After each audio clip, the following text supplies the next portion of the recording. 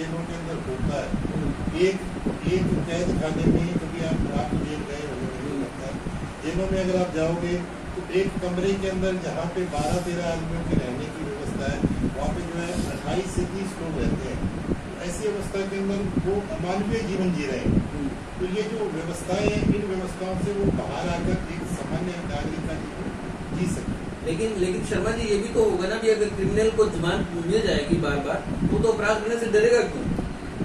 जमानत के लिए कुछ प्रिंसिपल्स बने हुए हैं। वो प्रिंसिपल आज भी सेट है कि वो उसके आचरण को देखते हुए उसकी कितने अपराध की प्रकृति है उसको देखते हुए, पहली बार का अपराधी है, इन सब बातों को देखते हुए उसको जमानत दी जाती है। उसके लिए एक पैरोल कमेटी है और डिस्ट्रिक्ट लेवल के ऊपर जो है डिफेंस काउंसिल अपॉइंट किए गए हैं। जिन लोगों के पास वकील करने के लिए है तो उनको जो है डिफेंस काउंसिल के द्वारा मदद दी जाती है। नए कानून में पुलिस को बड़ा महत्व दिया गया है। रिमांड जो 15 दिन का था वो 60 दिन 90 दिन, क्या इससे पुलिस तंत्र नहीं आ जाएगा? जबकि हम लोग बात कर रहे थे पुलिस तंत्र को हटाने की। देखिए सर, यहाँ रिमांड की बात आती है, रिमांड तो पहले भी था और अब भी है। ठीक है, ये जो प्रोविजन है, इस प्रोविजन को ऊपर निश्चित रूप से विधायिका ध्यान देगी, हमें लगता है 15 दिन ही होना चाहिए, क्योंकि इन्वेस्टिगेशन का पार्ट जो है 15 दिन के अंदर जो है अभी कुछ हो जाता है, निकल आता है। इसमें जो है एक कंट्राडिक्शन की बात कह दी कि मान लो कि एक अपराधी है, उसको बेल ग्रांट हो गई, बेल ग्रांट होने के बाद भी उसको जो है रिमांड पर लिया जा सकता है। ठीक है, इस कारण से जो है थोड़ा सा कंट्राडिक्शन इसमें क्रिएट हुआ है। वो 60 दिन भी है और 90 दिन भी है। 90 दिन भी है। तो ऐसा नहीं कि पुलिस तंत्र तो हावी हो जाएगा। रिमांड में क्या होता है? देखो सर, रिमांड अपराधी भी ज्यादा से ज्यादा थाने में रहना चाहेंगे। सर, रिमांड को मंजूर करना जो है न्यायाधीश के हाथ में होता है। अब न्यायाधीश जो है, अगर आज तक हमारी जो न्याय व्यवस्था है उसके ऊपर आज भी लोगों की आस्था है और उसे भगवान माना जाता है। बिल्कुल, आगे से कोर्ट ठीक है, कहते हैं ना, सभी लोग कहते हैं कोर्ट में मिलेंगे तो वो भगवान से मिलने जाते हैं। तो कभी भगवान भ्रष्ट हो जाए तो वो बात अलग हो सकती है, लेकिन 99% हमें जो न्याय व्यवस्था जो है सही लगती है। आपने अभी कहा कि जेलों में भरी पड़ी है, 15 की जगह 20-25 आदमी है, मानवीय व्यवहार भी उनको सहना पड़ता है, रहना पड़ता है। तो ऐसा नहीं है कि जब रिमांड की अवधि ज्यादा पुलिस के पास रहेगी तो अपराधी चाहेगा कि वो पुलिस की कस्टडी में रहेगी तो बढ़िया रहेगा। ये पहले अंग्रेजों के समय में एक कानून था रोलेट एक्ट, जिसमें मुकदमे किसी अपराधी को पकड़कर जो है जेल में डाल दिया जाता था। जी, ठीक है, उसी व्यवस्था के समकक्ष लोग इसकी बात चर्चा कर रहे हैं। ठीक है, लेकिन यहाँ एक न्याय व्यवस्था और है बीच में, न्यायाधीश से मंजूरी लेने के बाद ही उस रिमांड को आगे बढ़ाया जाएगा। तो न्यायाधीश इसको देते समय, क्योंकि उनके ऊपर भी जो है एक तंत्र है, जैसे अगर वो मजिस्ट्रेट है तो उसके ऊपर डीजे है तो उसके ऊपर हाई कोर्ट है तो उसके ऊपर सुप्रीम कोर्ट है, तो उसके ऊपर जो है नजर रखने वाला तंत्र है, तो मिसयूज होने की संभावना कम है। मैं आपको बता दूं कि आज हम लोग बात कर रहे हैं नए आपराधिक कानूनों के बारे में जो आज से लागू हुए हैं। थोड़ी सी जानकारी दे दूं कि भारतीय दंड संहिता अर्थात आईपीसी के स्थान पर अब भारतीय न्याय संहिता हो गई है और दंड प्रक्रिया संहिता सीआरपीसी के स्थान पर भारतीय नागरिक सुरक्षा संहिता हो गई है और भारतीय साक्ष्य अधिनियम 1872 यानी एविडेंस वाले मामले में भारतीय साक्ष्य अधिनियम 2023 के नाम से आज 1 जुलाई 2024 से ये नए कानून लागू हो चुके हैं।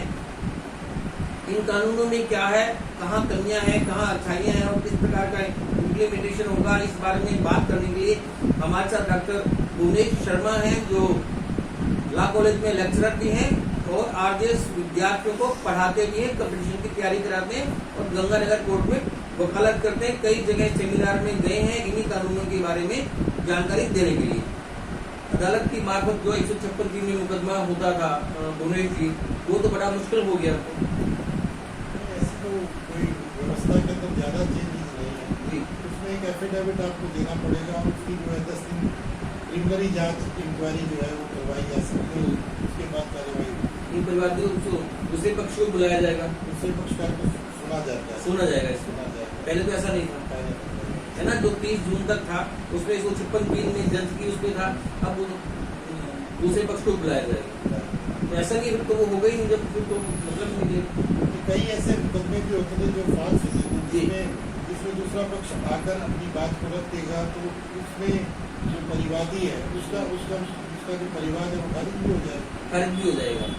लेकिन वो अब जैसे ईमेल से हम करवा सकते हैं, व्हाट्सएप से भी एफआईआर करवा सकते हैं, तो ऐसा लगता है कि बहुत सारी झूठी चीजें चलती रहेंगी। जहाँ हम नई चीज़ों को जोड़ते हैं वहाँ पर कुछ समस्याएं भी आती है। जैसे मैं एक समस्या आपको बताना चाहता हूँ कि मान लीजिए किसी ने मेल डाली, जी।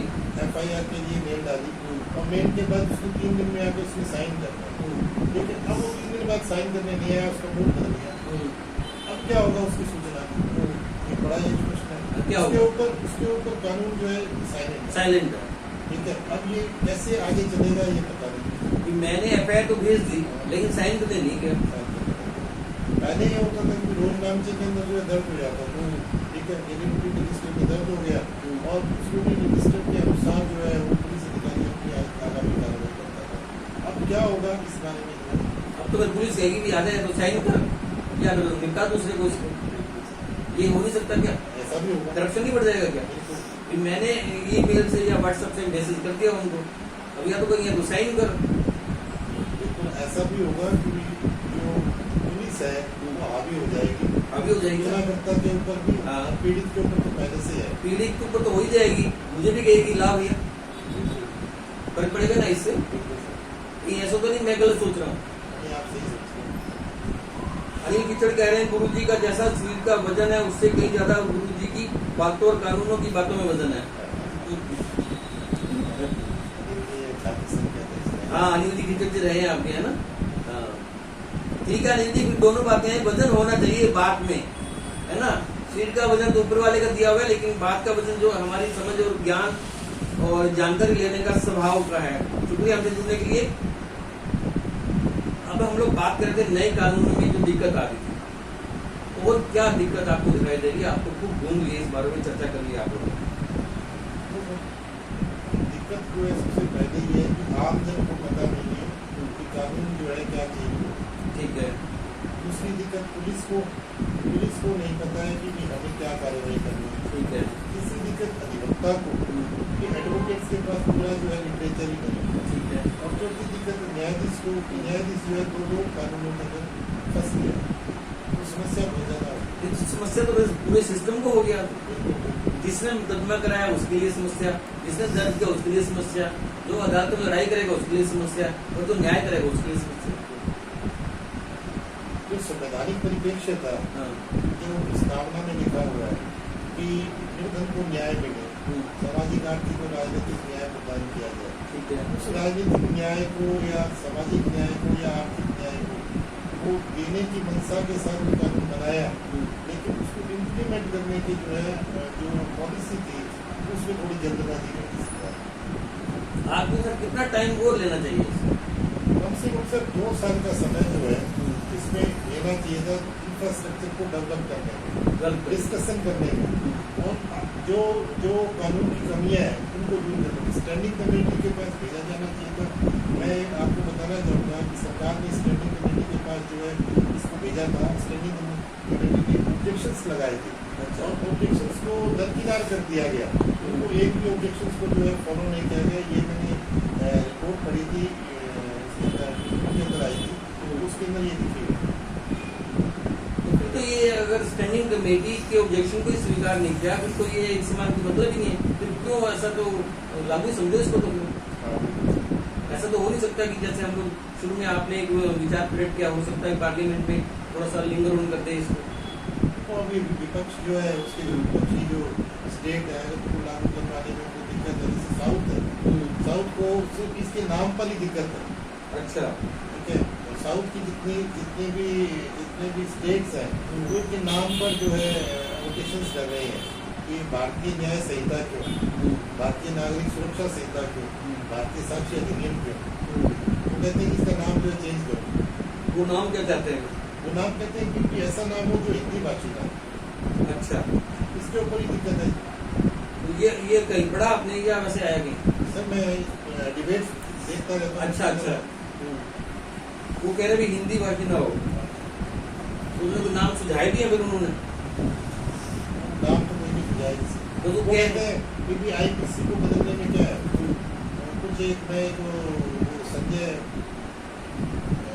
जी थे एडवोकेट, उनका मैं सुन रहा था, तो वो कहते हैं कि जैसे क्रिकेट का नाम आप बदल दोगे तो क्या, अच्छा उसका नया नाम जो हिंदी भाषी नाम रख दो, हाँ, और उसके लिए रन बनाने को जो है धाव दो, दौड़े कर दो, दौड़ दो, इतनी दौड़े बनाई, जैसे लगान फिल्म में कहते हैं इतनी दौड़े बाकी हैं अभी बनाने।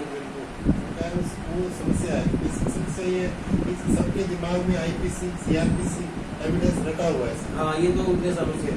हाँ, हम भी जो है VNS बोलने में बार बार जो है IPC आ रहा है ध्यान में। नहीं तो इसका फर्क पड़ेगा। अगर हम लोग एक बार भी इस पे आए कि इसको धरातल में आने में आपके अनुसार कितना वक्त हो लग सकता है? सर अगर सरकार शिद्दत से सोचती तो कम से कम 4 साल, 4 साल, कम से कम 4 साल। 2 साल तो इसको लेट होना ही चाहिए था, और बढ़िया तरीके से करते तो 4 साल। 4 साल और जो आज से लागू हो गया उसको रनिंग में आने में कितना टाइम लग जाएगा? कम से कम 2 साल तो लगेगा।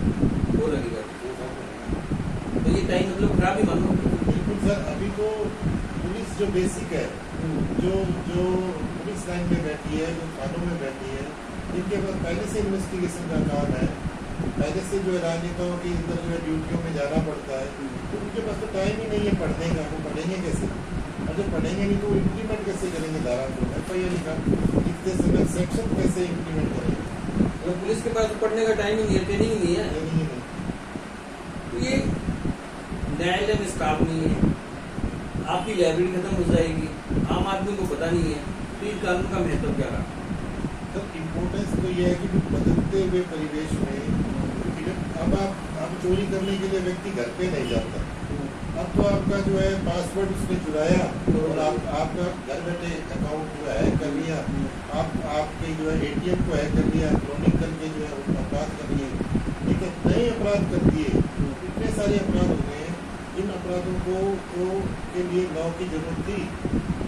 अच्छा, नए अपराधों की लागू जरूरत थी, लेकिन इसने बदल तो जीरो से सारा ही दिया। तो बदला नहीं है सबको, बस उन्होंने धाराओं को एक जगह से उठाकर दूसरी जगह रख दिया। चोरी की परिभाषा में कोई चेंज नहीं है, ठीक है। तो जो परिभाषाएं हैं वो परिभाषाएं तो वही है, जैसे 52 तक की जो डेफिनेशन थी वही डेफिनेशन सेक्शन 2 में है। 2-3 परिभाषाओं में चेंज कर दिया बस, बाकी उसके अलावा कोई चेंज नहीं है। वैसे नंबर बदल दिए, धाराओं के नंबर बदल दिए। ट्रांसजेंडर को जोड़ दिया गया इसके अंदर, हाँ, ठीक है। लिंग शब्द के अंदर पहले महिला और पुरुष आते थे, उसमें ट्रांसजेंडर को शामिल कर दिया गया। बड़ी बात किया। और कोई बड़ी बात बताने वाली हो आपकी नजर में? तो कानून में एविडेंस लॉ के अंदर जैसे जो इलेक्ट्रॉनिक एविडेंस के बारे में जो बात गई कि प्राइमरी एविडेंस होगा, उस प्राइमरी की जो परिभाषा है उसके अंदर सभी चीज़ों को शामिल कर दिया। मेरे हिसाब से जो पहले का जो सिस्टम था वो बिल्कुल सही था, प्राइमरी की परिभाषा सही थी, सेकेंडरी की सही थी, इलेक्ट्रॉनिक डॉक्यूमेंट की जो है परिभाषा अलग से लगा दी थी, और उसके अंदर जो है उसको प्राइमरी एविडेंस के रूप में बनाने से पहले उसको कोई डिस्कशन होता है। अच्छा, उमेश जी जैसे स्टूडेंट भी चर्चा कर रहे हैं, आपके नाम भी आपका खूब सुना है, तो कभी आप लोगों के पास ऐसा नहीं है कि आप राय दो, हम लोग नया कानून बना? अभी तक तो कोई पूछा नहीं, तो शहर में रहते थे। बार संघ से कभी आया हो, बार के पास आया हो? वैसे होना ही चाहिए था कि कानून जब बन रहा था तो सभी बार एसोसिएशन से या बार काउंसिल से जो है डिस्कशन किया जाना चाहिए था कि ये कानून बन रहा है, आपने क्या सुझाव है? बार से चर्चा होनी चाहिए। बार से चर्चा होनी चाहिए। तो अभी बार को प्रोग्राम नहीं करने की, सेमिनार वगैरह? बिल्कुल एकदम से इम्प्लीमेंट हुआ और बार जो है इसके लिए तैयार नहीं थी, गर्मी की मतलब सिविल की छुट्टियाँ चल रही थी, और इस दौरान जो है ये लागू हो गया। बार को तैयारी करने का अवसर नहीं मिला, प्रोग्राम होनी चाहिए। ये तो रेगुलर जो है सेमिनार्स हो, सीनियर्स जो हमारे एडवोकेट साहिबान हैं उनसे जो है डिस्कशन हो, वो कमियाँ बताएं, प्रोसीजर की कमियाँ, तीन बातें हैं, FIR, इन्वेस्टिगेशन और जजमेंट, ठीक है। तो वो जो FIR है उस लेवल पे क्या कमियाँ हैं इसके ऊपर डिस्कशन होना चाहिए पुलिस के साथ में, ठीक है।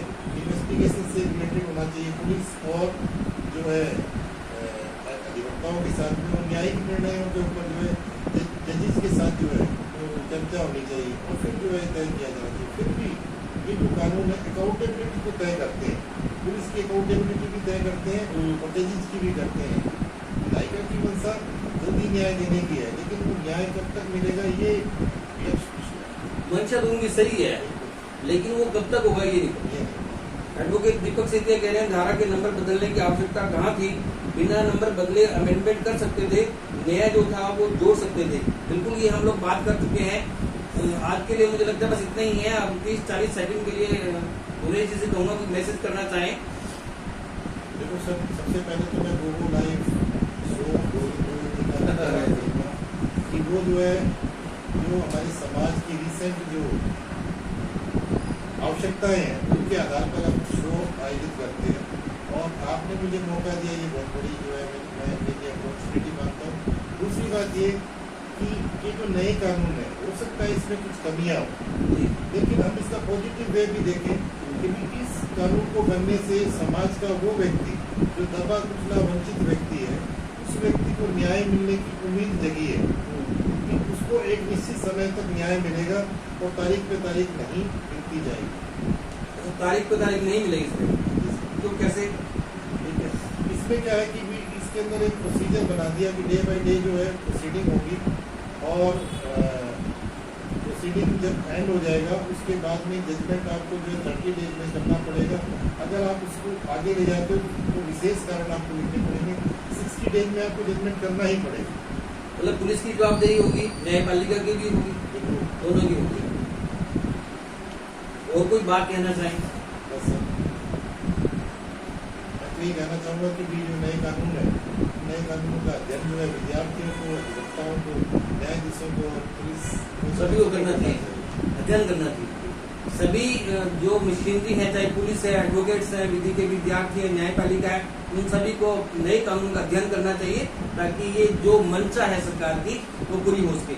आज के लिए बस इतना ही। अगले सोमवार को ठीक 8:30 बजे हम लोग नए विषय के साथ नए मेहमान से बात करेंगे। आप स्वस्थ रहें, प्रसन्न रहें, हमें आपकी फिक्र है। डॉक्टर भुवनेश शर्मा जी, आपका शुक्रिया, आपने समय दिया हमारा।